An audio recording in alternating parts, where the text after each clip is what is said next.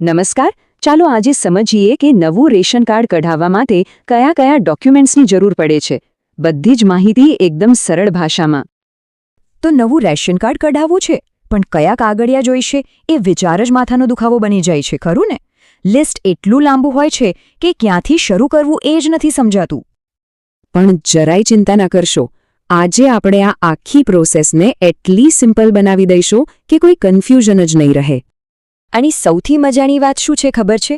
આ બધા ડોક્યુમેન્ટ્સને આપણે ફક્ત ફક્ત ત્રણ જ કેટેગરીમાં વહેંચી શકીએ છીએ.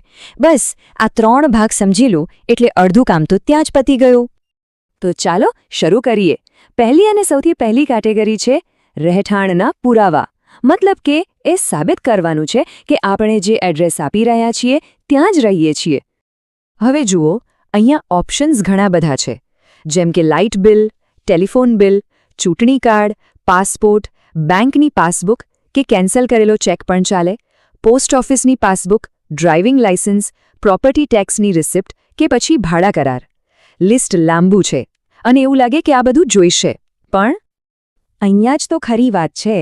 આ આખા લિસ્ટમાંથી ફક્ત અને ફક્ત કોઈપણ એક જ ડોક્યુમેન્ટ આપવાનો છે.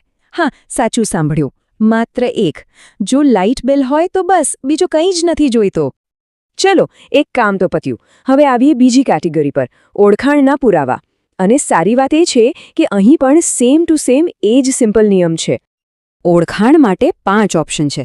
ચૂંટણી કાર્ડ છે, ચાલશે. પાન કાર્ડ, એ પણ ચાલશે. પાસપોર્ટ, ડ્રાઇવિંગ લાયસન્સ, અરે એવો કોઈપણ સરકારી ડોક્યુમેન્ટ જેના પર ફોટો હોય એ પણ ચાલી જાય. અને ફરીથી યાદ રાખજો, આ 5માંથી પણ કોઈ પણ એક જ, ફક્ત એક. પાન કાર્ડ હોય તો બસ વાત પૂરી. બીજું કંઈ વિચારવાની જરૂર જ નથી. છે ને એકદમ સિમ્પલ. ઓકે, તો આપણે 2 કેટેગરી પૂરી કરી. હવે આવે છે ત્રીજી અને છેલ્લી કેટેગરી, સેવા જોડાણ માટેના પુરાવા. પણ હા, અહીંયા થોડું ધ્યાન રાખજો. આ કેટેગરી પહેલા 2 જેવી નથી.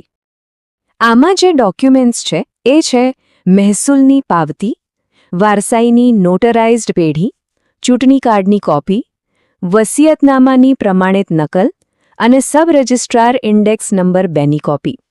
અહીંયા અરજીને જે લાગુ પડતું હોય એ ડોક્યુમેન્ટ આપવાનું રહેશે. તો બસ આ જ છે 3 મુખ્ય કેટેગરી.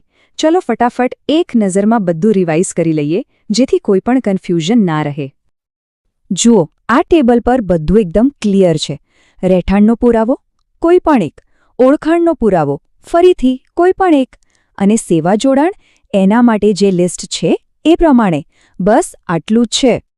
તો હવે ડોક્યુમેન્ટ્સનો લિસ્ટ તો એકદમ ક્લિયર થઈ ગયું, બરાબર? હવે સવાલ એ થાય કે આ બધા કાગળિયા તૈયાર થઈ જાય પછી શું? આગળની પ્રોસેસ શું છે?